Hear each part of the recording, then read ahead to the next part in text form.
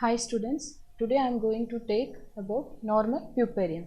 So normal puerperium, it is nothing but it is a period following the childbirth where the body tissues, especially the female reproductive organs, which is coming back to the pre-pregnant state. So how it was before the pregnancy, it is coming back to normal after the delivery.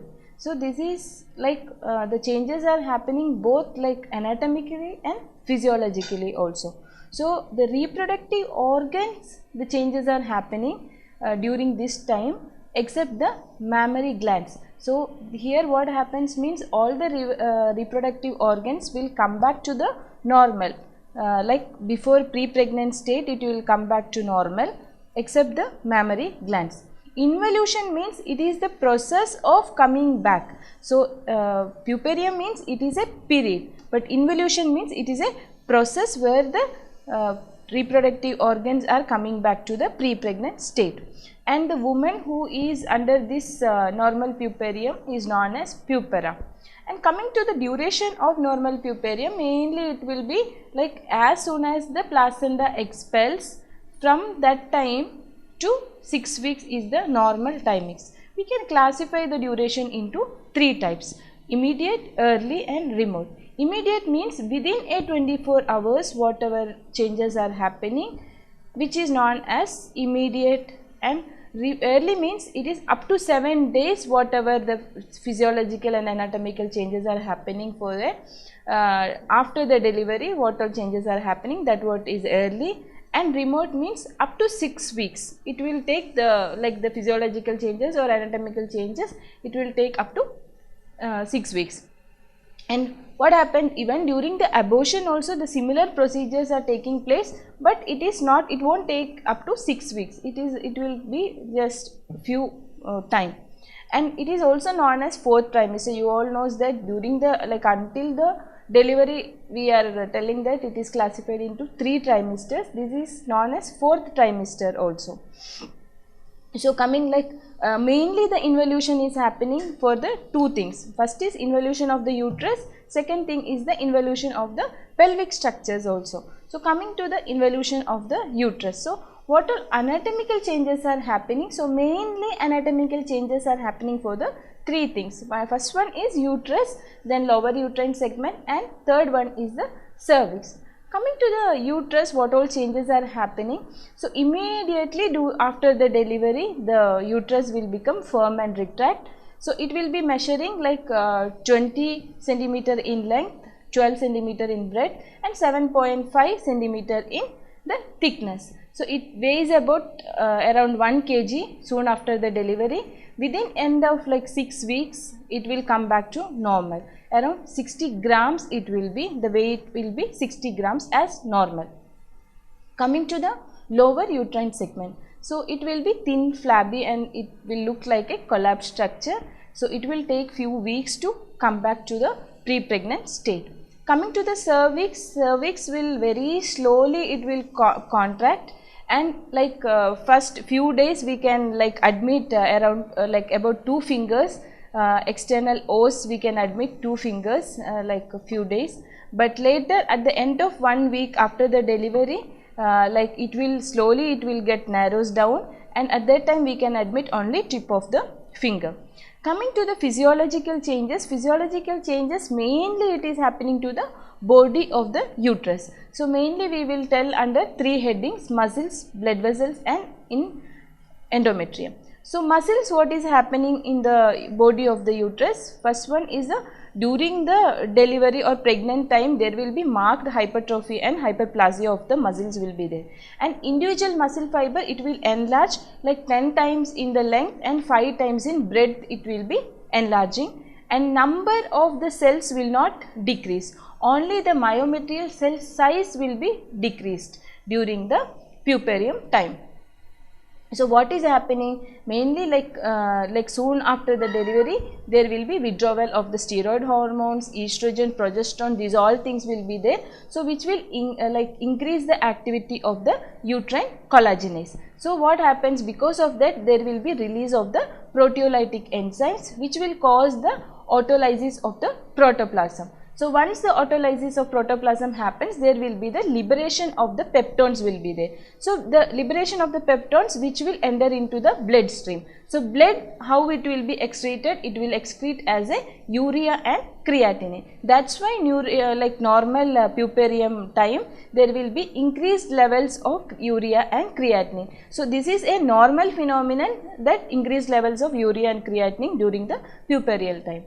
Now coming to the like involution of the uterus, blood vessels, what happens in the blood vessels? This much time we were telling about the muscles. What happens for the blood vessels? So arteries, what happen? It will constrict by the contraction of the walls and thickening of the intima will be there, which will follow by the thrombosis. And first week what happens? Arteries will undergo the thrombosis, hyalination, and fibroid and arteries will be there. Veins will be obliterated by the thrombosis, hyalination, and endophlebitis. New blood vessels will be grown inside the thrombi. Coming to the endometrium, the third thing in the physiological consideration, endometrium. So soon after the delivery, the major part of the decidua which will cast off with the expulsion of the placenta, and endometrium left behind, it will be like varies the thickness from 2 to 5 millimeter, and the superficial part which will contains the generated decidua, broad cells, bits of female like fetal membranes, and which will become necrotic, and it will cast off with the lochia. What is lochia? I will tell later. And the regeneration, it will starts by the 7th day, regeneration of the epithelium which will complete by the 10th day, and entire endometrium which will be restored by the 16th day except the placental side. It will take about 6 weeks. And coming to the clinical assessment of involution of uterus. So here like we have to measurement very carefully, because only the uterus is the organ which can measure. So like involution, whether it is happening or not, we can come to know only by measuring the uterus. So what we have to do is, first we have to carefully we have to take the measurement, and same time and same person should take the measurement. So for that, first we have to tell the patient to bladder and bowels should emptied, because what happens if once it is not emptied, there will be a chance of raise in the fundus, so that the measurement will be wrong. So first we have to empty the bowels and bladder. After that you have to uterus, you have to centralized with, and with the measuring tape the fundal height can be measures about the symphysis pubis. So upper border of the fundus can be located by the ulnar border of the left hand. There we have to mark it.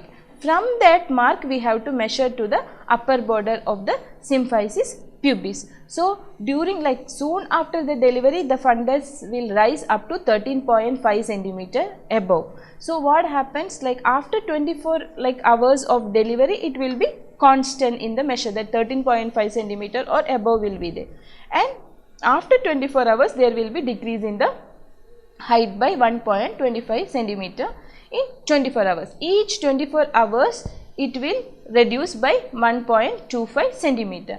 So end of the second week, the uterus will become into a pelvic organ. What do you mean by sub-involution? Involution, we told that it is a process of coming back, reverting back of the organs, body tissues. Sub-involution means the involution procedure is only not taking place. It will not come back the normal size. Super involution means it is again the involution is continuing there. So mostly it is seen in the lactating mother. So what happens, the uterus size will become smaller. Now coming to the involution of the pelvic structures. Pelvic structure mainly we are telling about the three things. First thing is vagina, broad ligaments and round ligaments, and the pelvic floor and pelvic muscles. So coming to the vagina, vagina will be distensible vagina. It will take a long time to involute, around 4 to 8 weeks it will be taking. Whatever it is, it can regain the tone but not to the virginal state. And coming to the broad ligaments and round ligaments, so it will requires a considerable time involute because of the continuous stretching and relaxation of the ligaments. It will take more time, and pelvic floor and pelvic muscles also it will take long time to involute. Coming to lochia, lochia is nothing but it is a assessment. We can we can assess like how the vagina, whether any infection or anything is there by the lochia. So here like lochia is nothing but it is a vaginal discharge during the puerperium time. So order of the lochia is, it is a peculiar fishy smell will be there. Coming to the reaction, it is alkaline in nature, but end of the puerperium time it will be acidic in nature. And color, there are 3 different colors according to the duration. So first one is the lochia rubra. It will be red in color, which the discharge will be red in color. It will come from 1 to 4 days after the delivery. And lochia serosa, this will come from the 5th day to the 9th day. The color will be yellowish or pink or pale brownish in color. And third one is the lochia alba. It is pale white in color. From the 10th day to 15th day, the discharge is coming.